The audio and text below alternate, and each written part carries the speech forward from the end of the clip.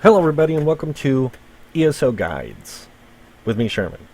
Today we're going to be talking about races mostly, but we're going to talk about the benefits of what races can do for you for your classes. But before I do that, I do want to give a major shout out to all the YouTubers out there for bringing a lot of information to the players. You know, there's Alcast, there's Deltia, there's ESO Gaming. There's a lot of people that the list goes on and on. And if it wasn't for a lot of them, I wouldn't be making videos myself, because they inspired me to want to make videos to bring more and more information to the player base, because the more information that's out there, the better. Now, I also want to thank ESO Wiki for having this great website, because it is a great website to use. And if you guys check in the link in the description below, you'll find a link to it there, and you guys can click on it and go search around yourselves. But first, or before we get too far into this, I'm using the wiki mainly because it has a lot of information, and it's easier to talk about stuff than being in-game, because I can go to multiple things and I can just point things out. Now, I do have a tendency to ramble, just to let you guys know, and I do apologize for that. So this video might be kind of long because of it. So let's get into the races and explain. I'm going to explain to you how races can benefit you, depending on what you choose to play. Now, each section of the game has 3 factions. Now, if you have the Adventurers Pack, you can pick a race and be from any faction. But if not, you're kind of locked in. So if you want to be, say, a Berton, you have to be from Daggerfall unless you own the Adventurers Pack, like I was saying. Or you want to be a Redguard, you're going to be from Daggerfall. And that's one thing you need to understand. Now, Imperials can be from any faction. They do not have to be of any particular faction. They can be from any. And that makes them a kind of a beneficial thing, but they also get other benefits from that. And that's what races are all about, is they do get minor benefits, or some of them major benefits, that can help you decide on what you want to do with your character. Now, understand, picking a race does not set your build in 100%. It's just part of your build. Now, you can minimax. And if you minimax, you can get some greater benefits out of your character. And understanding what your race and class and your armor type that you choose, and what weapon types you choose, and all that kind of stuff do for you, can make you super beneficial in a group.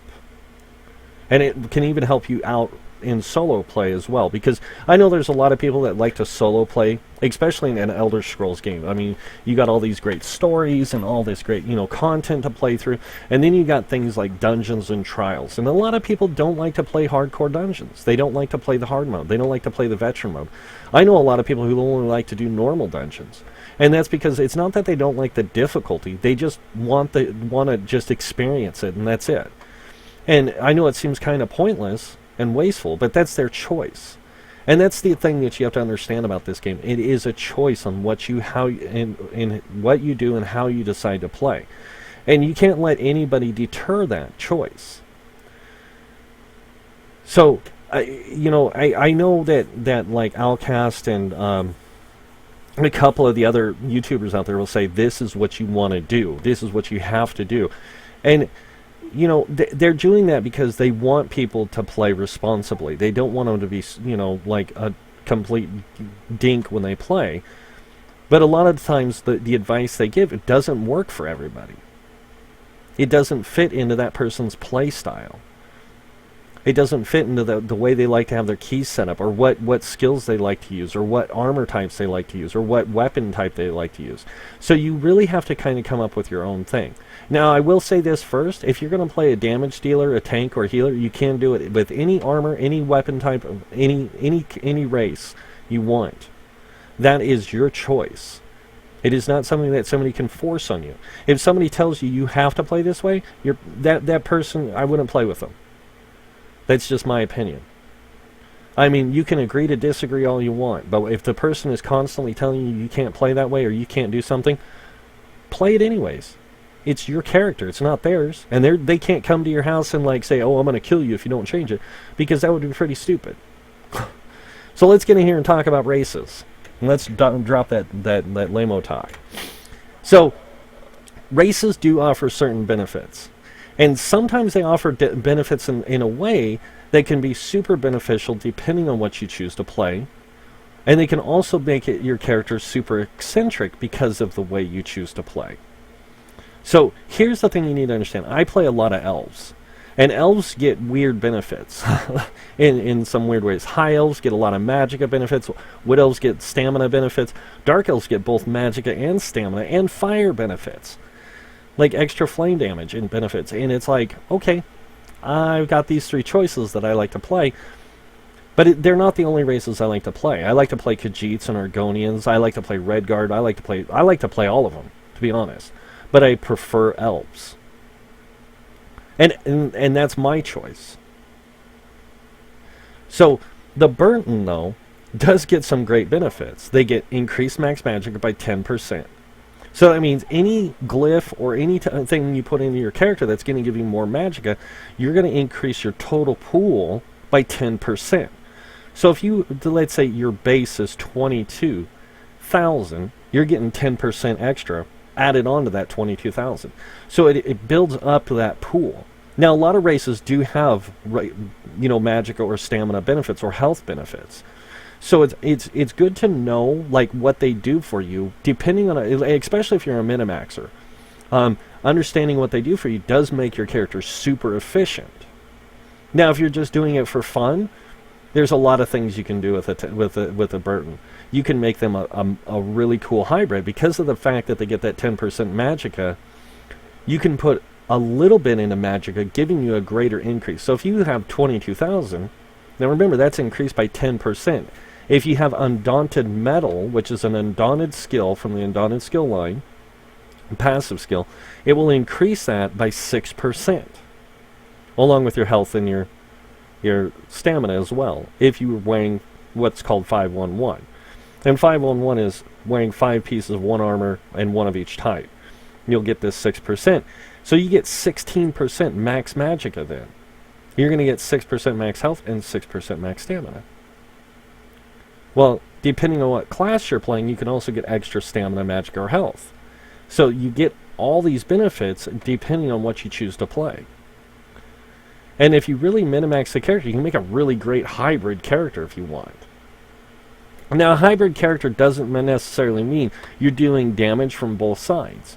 It could mean you're using one side to buff yourself and the other side to do damage, or you're using the other side to do things like to do damage, and then the other side to do damage as well, but mixing buffs in there with both of them. So that way you get greater resource management and stuff like that. There's a lot of things you can do with a character with a higher magicka because of that. Now they also get increased spell resistance, so they don't need as much as everyone else. And that means like when it comes to the champion point system, which is something I will get into in another video, you don't need to put as many points into your resistances there to give you that benefit. So you can actually take those points and put them elsewhere. And it does help in a lot of ways. On top of that, they get reduced magicka cost of abilities by 3%. Now, some classes give you that. Some armor types give you that. So the more you can get, the more you can fine-tune your magicka reduction costs, depending if you're playing a heavy magicka-based character. The more magic reduction costs you get. I try to keep mine within like 10, 20, 30, 40% range.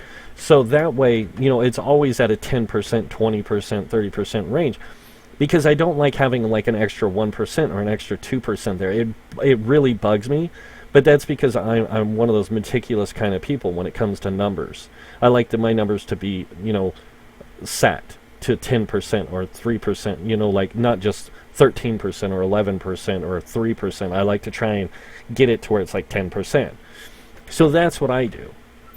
So this, I would try and mix this with a class that gave me extra reduced costs, and then I'd take my champion points and fill out so I got 10% or I got 20% out of it, kind of thing. So that's just me. But they do make really great magicka-based characters. I mean, in a lot of ways, they're one of the best, besides the High Elf. So you get a lot of choice here, which you can want to do with every race. You can go a heavy stamina-based Berton still, but you're just going to have extra magicka that you can use for other things. So you get that benefit. Now, the Orc, on the other hand, is one that's really one that kind of hits home for a lot of people, and that's because it gets max health and max stamina. On top of that, it gets increased healing received by 5% and health recovery by 20%. Now, this healing received makes them really efficient tanks in a way. It helps them be more efficient tanks. It also helps them when they're playing deep stamina DPS or Magicka DPS, because that healing received helps them stay alive better. And the health recovery does too. So these are just some of the things that I'm just pointing out. Now, the Orc does make a really good tank. Not a super good tank, but they make a good tank. We'll just say good tank. Because they also get increased melee damage, and they get reduced cast and sprint, and increased sprint speed. So, and as you guys can see over here, you get their different ranks, and they unlock at different levels.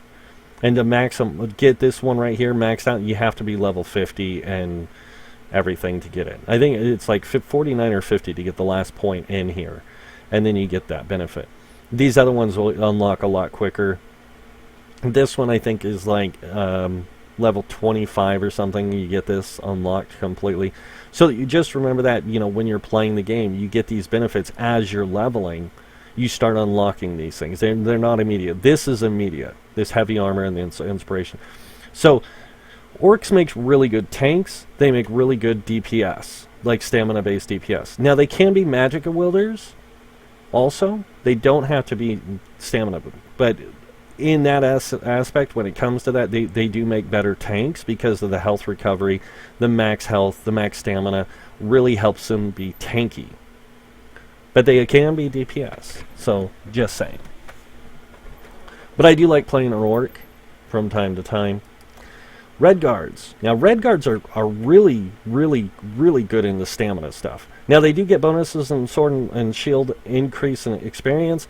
They also increase the duration of eating food by 15 minutes, which is really good, because you can get another passive from the food area, like your crafting in food, provisioning, where you can make your food last 15 minutes longer. So that would be 30 minutes in total. So your food, if it lasts 2 hours, it'd be 2 hours and 30 minutes then. So it does help out, you know, with that aspect. On top of that, they get 9% stamina recovery, which helps them with their resource management and stamina, which helps a lot, especially if you're a heavy stamina player or you're a stamina tank. They get a max stamina of 10%, which is super, super cool.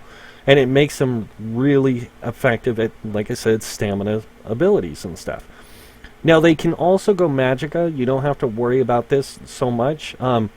They can go Magicka and still be really efficient, just as well as a lot of people. Not that Wood Elf and the Berton, but as any other race, they will be just as efficient as a Magicka character. And like I said, it's all based on choice here.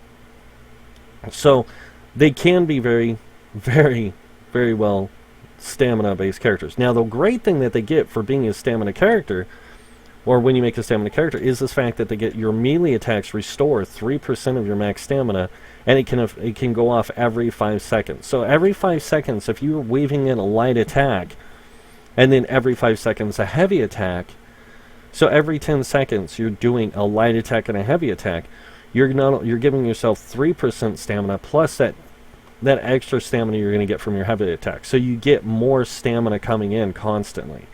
So it makes them super efficient as a stamina tank, as a stamina DPS.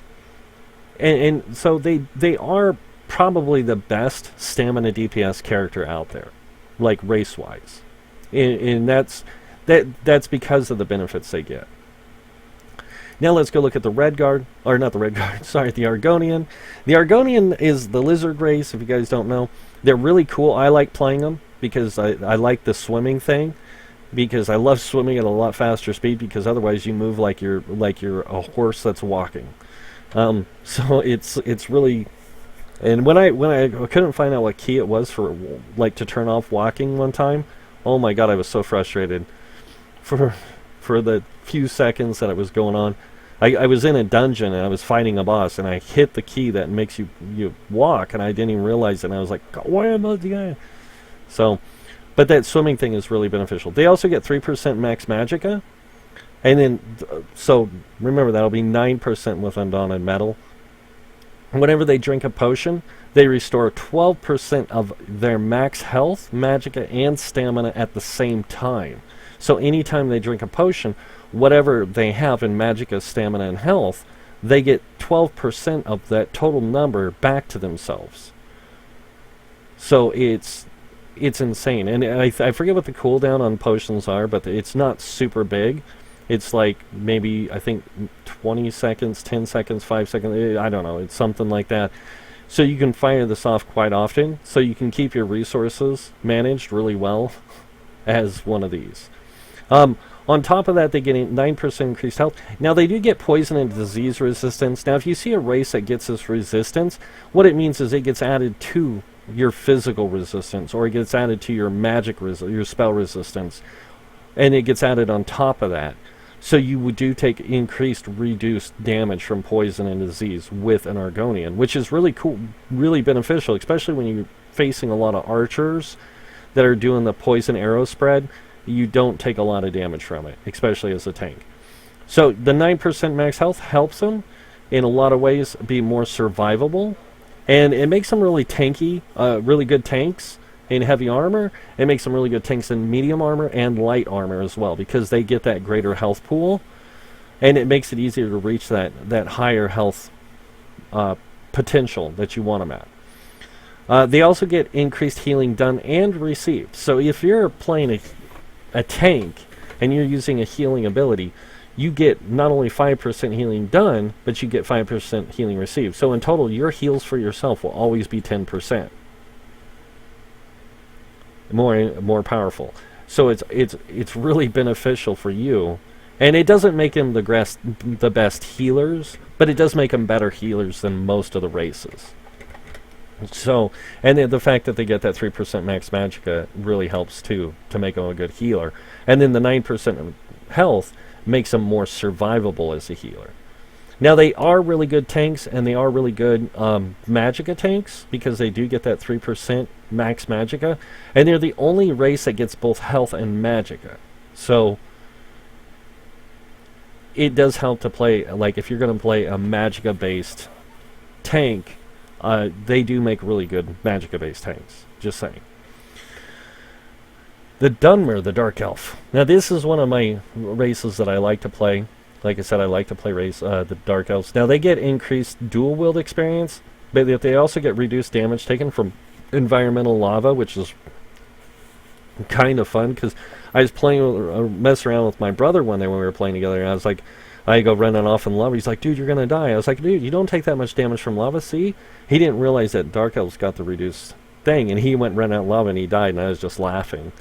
But they get 6% max magicka, 6% max stamina, which is really cool, because they make really good hybrids, so they can go on both stamina and magicka, and it just helps you, kind of balance out, especially with that 6% there. But then on top of that, they get 3% extra magicka and the flame resistance.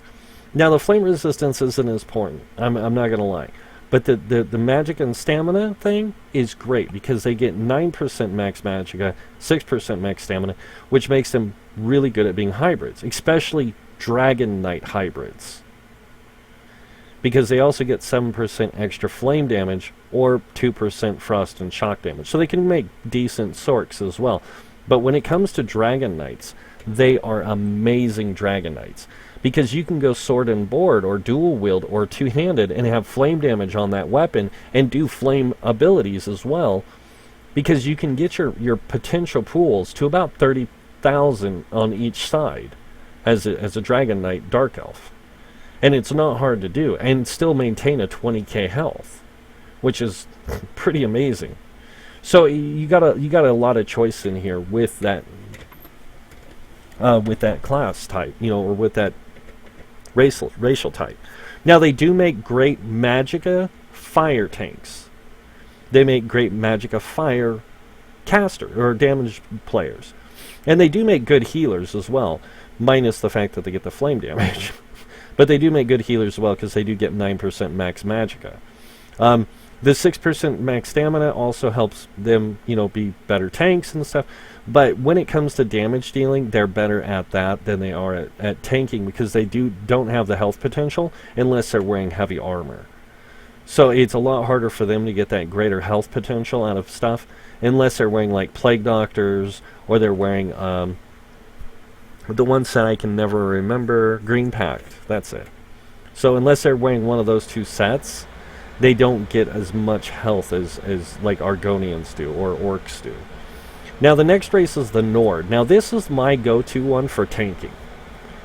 If I'm going to make a Minimax tank, I would play this. And I would probably play one with the two-handed, and there's a reason for that, not just because of this up here. Now they'd get increased duration on consumed drinks by 15 minutes instead of food, like the Redguard do. But the benefits that they get is they get 6% max stamina, 20% health recovery. On top of that, they get 9% max health with cold resistance, and then they get damage reduction on top of that. Now, if you guys don't know how damage reduction works in this game, when you get hit by an attack, your resistances block the initial amount of damage by a certain amount. Then your damage reduction kicks in and reduces that damage that's left over by whatever percent you have in damage reduction.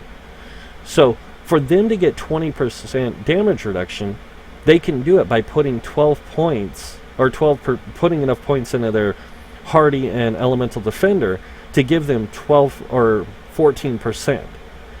And then they get 20% in total that way, and they don't have to use skills or abilities to get that 20%. They will have it all the time. So they make really good tanks because of that fact. Now on top of that, the reason why I said they make really good tanks is they not only do they get the 9% max health, they also get this 20% health recovery. Now whenever you're using applying an absorption tank, that means a tank that uses damage shields to mitigate damage instead of blocking with a sword and board. You still block, but you don't block as often with this. And because of that, you get this greater potential to mitigate damage and get some health recovery as well while you're mitigating damage. So you not only will you have a heal over time on yourself, or some kind of healing on yourself, you're going to have this health recovery kicking in every 2 seconds as long as your damage shields are mitigating most of the damage or all the damage for the time being. Then you can maintain this health recovery as well as that other stuff. Now the 6% stamina does make them better stamina tanks than it does magicka tanks. Now you got to remember, any weapon type you use, you're going to get a reduced cost in stamina to those abilities. So if you're using a two-handed weapon, you get a 20% reduced cost in using two-handed abilities, the stamina cost of them. And that means your stamina abilities in your class, for your class, are going to be cheaper as well. Or not, they're going to be cheap, but they're not going to cost you as much stamina because you're going to have a greater stamina pool. So you're not going to be burning through your resources as much. So this makes them really good tanks. In fact, I personally, like I said, to me, they're the best tank. Now let's go into the High Elf. Now the High Elves make really good spellcasters. And the reason I said they make really good spellcasters is because, one, they get this 15% increase in experience on destruction staffs. They also get 1% extra experience, which isn't much to a lot of people. But if you're a subscriber, you get 10% more experience than everyone else. So that's 11% they get in total, which then it makes a difference. They also get 9% magicka recovery, which makes them more efficient at managing their resource of magicka. And then they get 10% max magicka, and then they get this increase to all the magic damage types, such as flame, frost, and shock. So no matter what you decide to play, if you decide to play a DK flame tank, or a flame deep damage dealer, or a flame tank, or whatever, you get that 4% extra damage to flame, frost, and shock. So if you're a Sorc, you get 5% extra damage to shock damage from playing a sorcerer. This is another 4%, making it 9% total. So that means in your champion points, if you went in there and you wanted to put 75 in there, it would give you a total of 29% extra damage to shock damage, which is super beneficial for them. So it does make them one of the most powerful damage dealers when it comes to magicka. The only thing that they don't get is what like a Berton gets. Over here a Berton gets this spell resistance and they get the reduced cost. So that's where they're kind of offset from the high elf. So now as a magicka tank, they excel, especially if they're a DK flame tank, because if they're a Dragon Knight flame tank, they get more magicka and everything, and that means their obsidian shield is going to be more powerful, not only in its size, but also when it does damage outwards.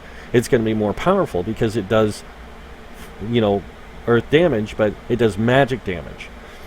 And then their flame abilities are going to be increased by 4%. And then if you're a storm or a sorcerer and you're a tank, you're going to get greater damage from your shock then. So it's just understanding things like that with the minimaxing, or just saying, hey, you know what, I want to play a high elf. And then you say, you know what, I want to be a sword and board tank. You can still do that. There's nothing that's stopping you. You're just going to have a big magicka pool behind you. So on to the Wood Elf. Now this is my preferred all-around race out of the whole game. There's no other race in the game that compares to this for me. So they get a 12% or 15% increase in experience from bows. They also get decreased fall damage by 10%, which is kind of fun to mess around with, especially if you ride your horse off a cliff and you get a bunch of people following you in Cyrodiil, and they follow you off that cliff. Most of the time they're going to die and you're going to survive. So depending on the height. Now you get increased stamina recovery of 21%, which is amazing for a stamina DPS character, but also for tanking. If you're a stamina tank, having that greater stamina recovery is really beneficial. And depending on what class you are, you might get more stamina recovery, and depending on what armor type you're wearing, you're going to get more stamina recovery. So they do get the best stamina recovery out of any race. They get the increased max stamina, and they also get the same poison and disease resistance like an Argonian. So they get that greater resistances against poison and disease, which is super beneficial to them, because there is a lot of dungeons in the game, and like not just dungeons, but delves and things like that, where you're getting hit by a lot of poison damage. So this extra percentage here really helps keep your survivability up from poison and disease, because you do get hit by a lot of it. They also get reduced detection radius in stealth, and they get increased damage while in stealth. So it's really cool when you can play a stealth bow ranger that's a Dragon Knight, because Dragon Knights get increased poison damage. So not only do you get increased poison damage, but you get the most bow skills are poison based.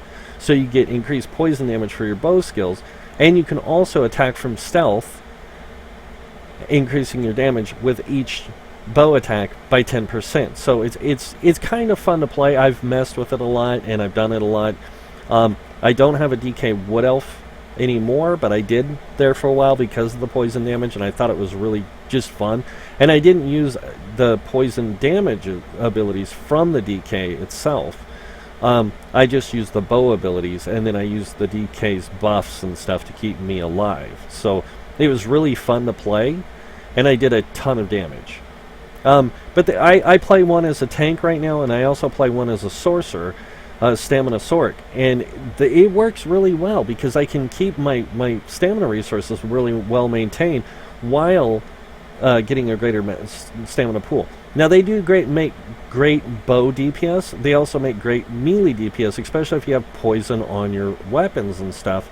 You know, they don't get increased damage with poison, but because they get that increased maximum stamina, that increases their poison damage as well. So it makes them really powerful with that kind of stuff.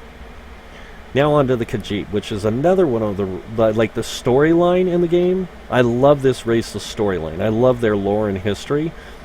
And yeah, so we won't go too far, but they get increased medium armor skill line. They get faster experience in it, and then they get increased pickpocketing. They're really stealthy. They get increased maxed health recovery and stamina recovery.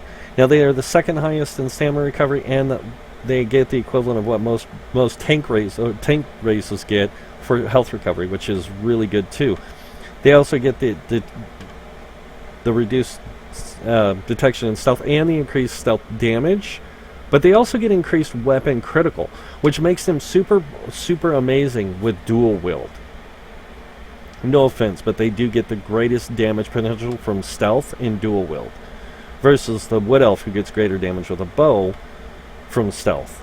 So they get this greater weapon damage. Now they don't need a lot of, like a really high stamina to get a lot of damage out because of this 8%. And so it makes them a really good stealth character. But you can tank with them, you can be magic caster with them and everything else, and they work really well as anything. As any role. They work really good as healers, tanks, and DPS. Or as damage dealers. So, and it doesn't matter if stamina or magicka, because see, they don't get a racial, like a health, like the bonus. They just get the straight 6% from the Undaunted Metal, unless they're wearing heavy armor where they get 10% extra max health. So you gotta, understand what your benefits you're gonna get across the board. But the race itself is just cool. The story to them is cool. So that's why I like them, and a lot of people do because of that. And a lot of people just like them because they're cat people. I mean, come on, who doesn't like a cat? I own 4 of them. Now on to the big race. Now this is a race you have to pay for. You can't get it any other way besides buying it. It costs $25 to get this race unlocked in the game. And you have to buy what's called the Imperial Edition. Now when you buy the Imperial Edition, you get access to this race.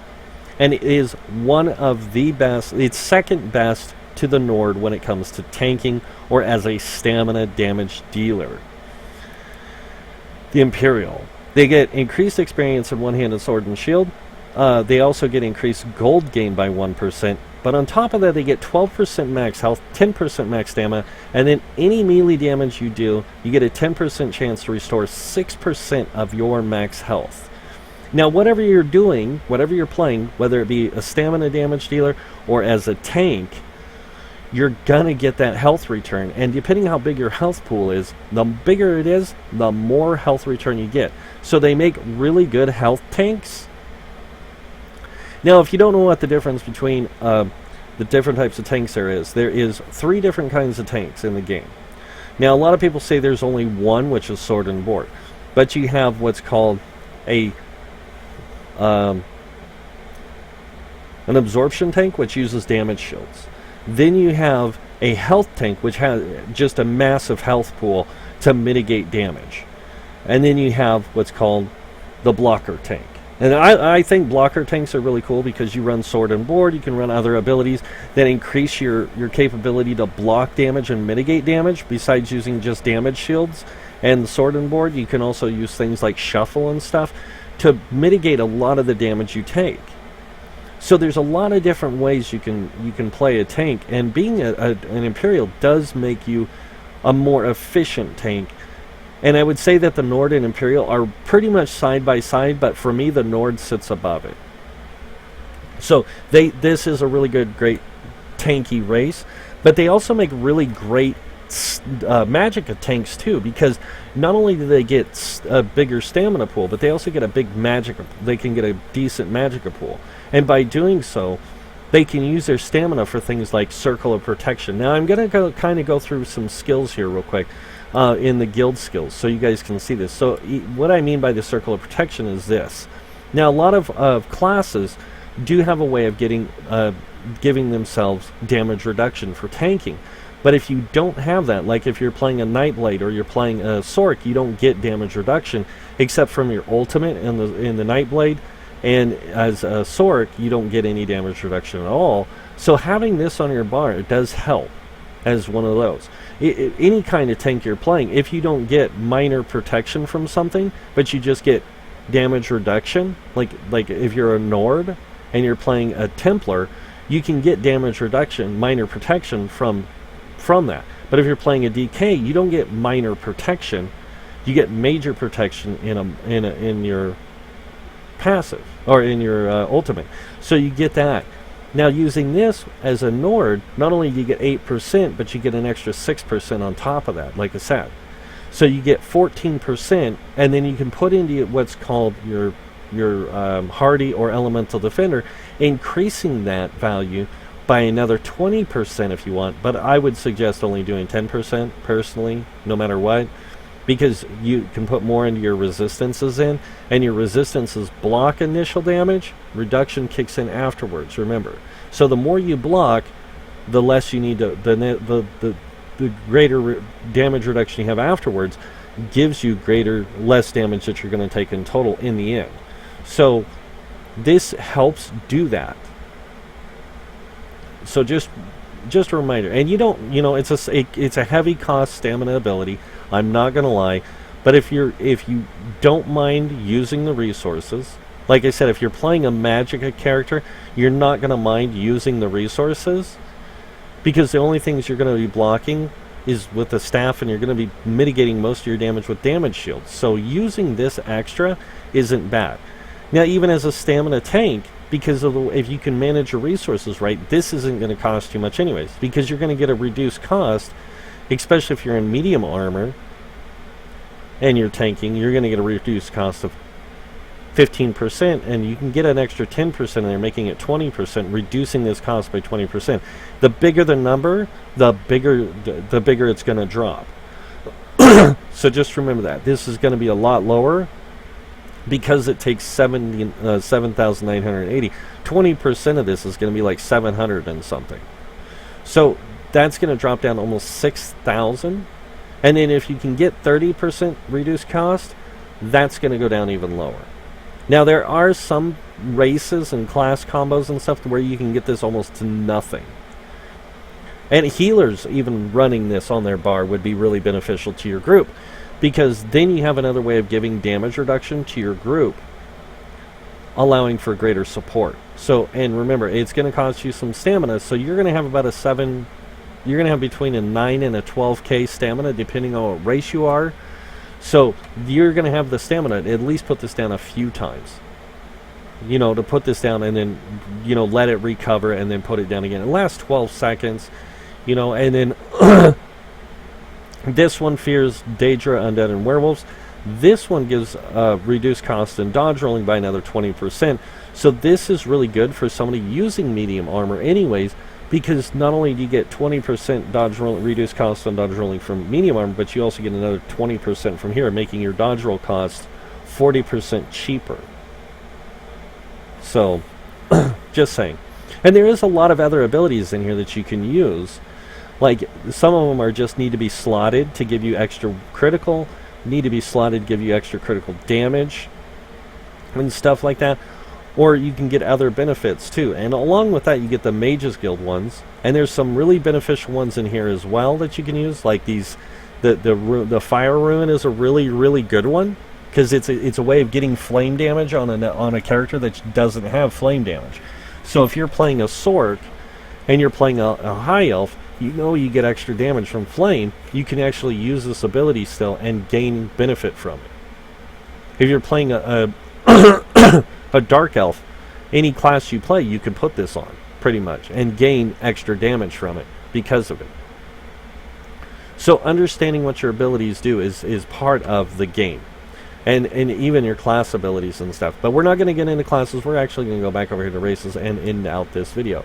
So now that you guys understand races and how they can benefit you based on their benefits, not only that, but you also get, gives you an idea of what you want to play. You can say, hey, you know what? I want to make a character that's really fine-tuned. So I'm going to go look at what I get out of these characters. And you just go to the link in the description below, and you can say, hey, guess what? I'm going to go play. Especially new players, you don't know much about the game. And that's pretty much what these guides are for. It is to teach you to understand more about the game. And say, hey, you know what? I didn't know that the Dark Elf had extra fire damage. That's really cool. Now that if I play one, I can actually be a really good DK fire staff wielder. Oh, you know what? I want to be a Wood Elf, and I know that they get this extra stamina and stealth stuff. So, I'm going to go Cyrodiil with them. I'm going to go take them into Cyrodiil. I'm going to make them the best damage dealer with a bow in Cyrodiil. You can do that, and it's all independent of how you want to play. Or let's say you want to be a Redguard, but you don't want to be a sword-wielding freak. You can say, you know what, I want to be a really cool Redguard wizard. Go and do it. And it's all up to the player, like I said. When it comes to these choices, it's all up to you to decide. Now, if you're a hardcore Minimaxer, what the information I just gave you should help you give a general idea on what you want to do with that race, with what class type you want to play, and all that kind of stuff. Now, in the next video, guys, I am going to be going through the class skills I'm going to go through each of the classes in individual videos. So I'm going to start with the Templar, then I'm going to do the Dragon Knight, Sorcerer, and Nightblade. I'm going to go through each and every one of their skills and passive skills and kind of explaining, what they do, and then giving you an idea on how you can set this character up, like set a character up with what race and make them super efficient kind of thing. If you want to watch those videos, come back and check them out. And then after I get done with that, I will be going through weapon skills, armor skills, and then actual equipment sets and how they work for you. Now, I do want to kind of go over a brief thing out here so that you understand. Each set or each type of armor has different sets. Now, these sets can be mixed and matched with different sets. Like if you want to be a light armor tank, you can actually incorporate some of the heavy sets in there that give you greater resistances and stuff, and then you could also craft a set that has different kinds of stat values on it to make you more tanky or make you more whatever, and you can make a really effective tank that way, or you can make a really effective, to tank in light armor and to tank in heavy armor or medium armor. Or if you wanted to do DPS, like melee DPS and magic at the same time, you can take light armor, like a set of light armor that does really good magic critical and magic damage, say, like this, even though this is combat physician, and you have to critically heal somebody, but using a set like this, it gives you extra spell damage, extra spell critical and stuff, and extra magicka. If you take the jewelry, you'll get extra magicka, and then you put stamina and magicka into different areas in your attributes and stuff. You can make a really good hybrid that way, because then you use a stamina set for one side and a magicka set for the other, and then you just kind of mix and match the stats in there in your attributes and in your glyphs, the rest of your glyphs, and you can make a character that has about a 30k stamina, 30k magicka, depending on the race you choose and how you set them up. So that's one of the things you need to know. Like, light armor is better for magic casters, medium armor is better for stamina-based characters, heavy armor is better for tanking. But you don't have to tank in just heavy armor. You can tank in medium and light. You can tank with any weapon type. You can do damage dealing in any armor type, in any weapon type, with any gear type. And understanding how glyphs and traits and all this kind of stuff work for your character also makes it super beneficial to you. Now, I'm not going to be doing just guide videos throughout my series. I'm also going to, I'm going to be bringing you builds. I'm going to be bringing you different setups that I run, and then you guys can say, hey, you know what? I kind of like this idea. I'm going to do something different, and that's fine. That's great. In fact, I prefer it when people do that instead of saying, I'm just going to play whatever they play. Or, hey, you got to play my way. So, just understand how gear sets work. And just because it says it's a heavy set doesn't mean it's only for heavy armor wear. Because you can wear the jewelry, use a staff, and wear one piece of the heavy from it. And then craft your other set around that. And make it work for you. Or you can do the jewelry and dual wield. Or sword and board, and still get another 5-piece set above. So there's a lot of different ways you can do it, and you can make your character super efficient at magicka tanking or super efficient at stamina tanking, depending on the armor type you choose to go with. Like, if you're going to be a stamina tank, going with medium armor would seem more reasonable because it's going to give you greater benefits in it. Now, if you wanted to just be a heavy armor tank, be super resilient and stuff, yeah, heavy armor is the way to go because it gives you the most health benefits, it gives you the most armor benefits and, resistance benefits and everything. But it's not that the other armors don't. They do. It's just harder to reach that spectrum of what heavy armor does. And that's why there's sets made the way they are, like with the spell and physical resistance and extra health. It's not that it's just made for heavy armor. It's made for light and medium as well. Because you use the jewelry and use sword and board, and use the staff and like the chest or the legs or the helm from it, because those offer you the greater resistances. And then you put in, like, if you're wearing light, you go with a medium chest or helm, and then the rest of it's light. And then you got your character in the most resistance gear for light armor, and then just make it reinforced. Or make it make a few pieces sturdy if you want, and then the rest reinforced. But you don't have to go all infused or go infused on stuff. That is all based on player choice. How you set your gear traits up is all player choice. It has, minimaxing with that is good, but it's not something that is necessary. There's other ways you can work around it. So when you build a character, understand that it's not all about the race. It's not all about your class. It's about everything on your character, down to the weapon skills, the passives, the armor skills, your class skills, your racial, passives, and then your champion points. All that stuff combined is what makes your character work. But it's a matter of understanding what all of it does together that makes it super efficient. So all that stuff together is what makes it work. What makes it efficient is you putting it together and making it work in such a way that nobody else does. Or to make it work super efficiently. There's a lot of different things you could do. And another thing you need to understand about tanking armor is a lot of it has to do with things where you're hit. Like whenever you deal direct damage with a frost damage ability, you have a 50% chance to deal an additional 1,046 flame damage to all enemies within 8 meters. Those kind of things, that's tanky stuff because of the fact it has what I call direct damage effects and indirect damage effects. Now if it's something that like when you're hit, like when you block like this, you have a chance of doing shock damage to your enemies and also granting you spell. That's an indirect damage ability with a direct effect on yourself.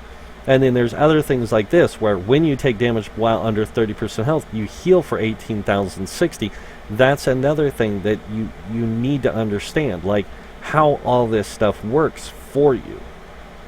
How it's gonna, like picking the right set of gear for your character doesn't necessarily mean, oh well, everyone's running Tava and Hisbark, that's what I should run. No, it means you could say, well, you know what, I think that's a cool idea, but maybe I want to try something different. Maybe I just want to reduce the cost of my ultimates even more as a Sork, because, magic recovery, you get this health, you get this, and then you get that ultimate reduction, which a Sork already gets, 15%. So you get a 30% ultimate reduction then. Sounds more reasonable than getting something that generates ultimate, doesn't it? Reducing the cost, generating ultimate, it's the same thing. So you get all these different options, like I said.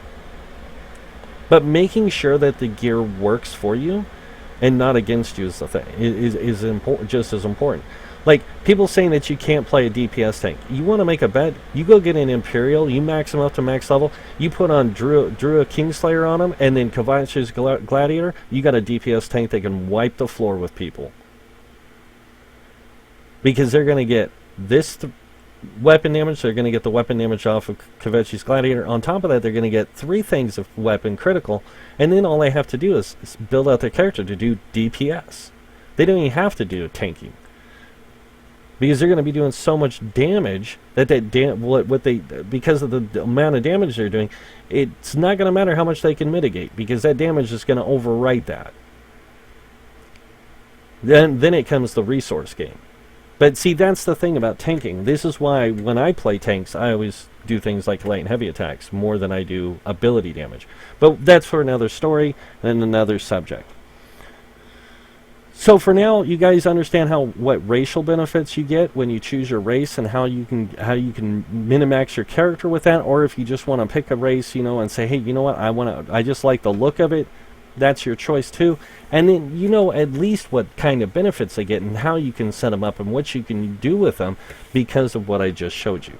Now you can go to the link in the description below again and research all this stuff yourself. You can put together your character before I even put any of these videos out. That's up to you as well. So unfortunately, guys, that is it for this video. I hope you guys enjoyed it. If you did, please hit that like button. It'd be greatly appreciated. If you guys want to see more videos by me, hit that subscribe button, and you guys will be subscribed to me and see whenever I post any videos. If you click that little notification button that pops up, you can also be notified by cell phone and other things when I post a video. But other than that, I'm done, guys. I'm out of here. It's 4:18 in the morning. I need to get some sleep. So thanks for watching, guys. I'll talk to you later. Bye.